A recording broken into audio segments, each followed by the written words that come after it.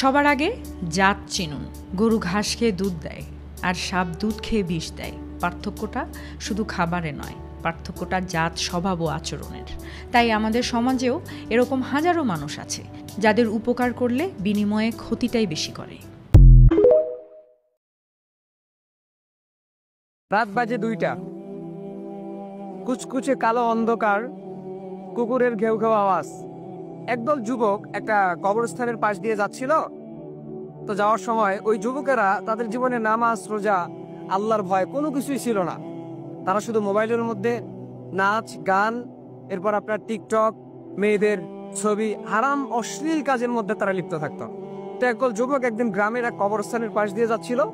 হঠাৎ করে তাদের মাথায় একটা কুবুদ্ধি আসলো আর কি, যে আমরা আজকে কবরস্থানের মধ্যে ঢুকবো, ভিতরে ঢুকবো, দেখি সেখানে কি হয়। তো সবাই মিলে যখন ঢুকলো, কবরস্থানের মধ্যে কিন্তু একটু ভয়ঙ্কর লাগে, কি ভয় লাগে আর কি। সবাই বের হয়ে চলে গেল, সাহস করে একজন যুবক ভিতরে ঢুকলো। ঢুকে সে যখন কবরস্থানের ঠিক ভিতরে ঢুকে গেল, তখন কে জানো তাকে ডেকে বলল, তুমি কি জানো যে এই কবরের এবং এই মাটির নিচে যারা বাস করে, মাটির নিচে যাদেরকে রাখা হয়েছে তাদের কি অবস্থা? তুমি কি এই বিষয়ে অবগত আছো? তুমি কি জানো? যুবক ভয় খেয়ে গেল। সে চারিদিকে ছোটাছুটি করতে লাগলো, চারিদিকে দেখতে লাগলো যে আওয়াজটা কে দিয়েছে।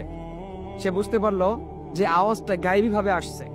সে যখন বললো যে কে আওয়াজ দিচ্ছে, হঠাৎ করে একটা কবর থেকে সে দেখতে পেল, একটা কবর থেকে একজন লোক উঠলো, যার চেহারা নেই কিন্তু তার চক্ষুগুলো লাল বর্ণের ছিল।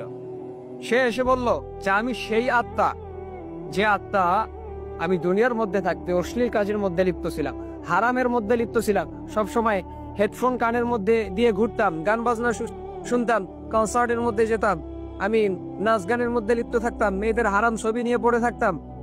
আজকে আমার এই অবস্থা, আমাকে আগুনের মধ্যে পুড়তে হচ্ছে। তুমি যদি এই অবস্থায় থেকে থাকো তাহলে তুমি তোমার রবের দিকে এখনই ফিরে যাও, এখনই তুমি তওবা করো, নয়তো আমার মতো তোমাকেও আগুনের মধ্যে পুড়তে হবে। তো এই যুবক এক কবরের সামনে গিয়ে অজ্ঞান হয়ে পড়ে রইল। পরের দিন গ্রামের মানুষেরা যখন সেখানে গেল, তারা দেখতে পেল যে যুবক এক কবরস্থানের এক কবরের উপরে অজ্ঞান হয়ে পড়ে আছে। তার জ্ঞান ফেরানো হলো।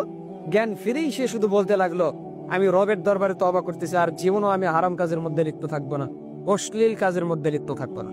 তো এই কাহিনী থেকে আমি আপনাদেরকে এতটুকু বোঝাতে চাচ্ছি যে ভাই, দুনিয়ার লোভ লালসা, দুনিয়ার মহাব্বত কিন্তু খানিকক্ষণের জন্য। আপনাকে কিন্তু ফিরতে হবে রবের দরবারে। দুনিয়ার মৌজ মস্তি এটা খানিকক্ষণের জন্য, আখেরাত আপনার চিরস্থায়ী, সেটাকে নিয়ে আপনাকে ভাবতে হবে। আপনাকে ভাবতে হবে যে আপনি ফিরে যাবেন রবের দরবারে। আপনাকে ভাবতে হবে যে আপনার সৃষ্টিকর্তা আপনার জন্য একটা নির্দিষ্ট সময় পর্যন্ত আপনাকে দুনিয়াতে রাখবেন।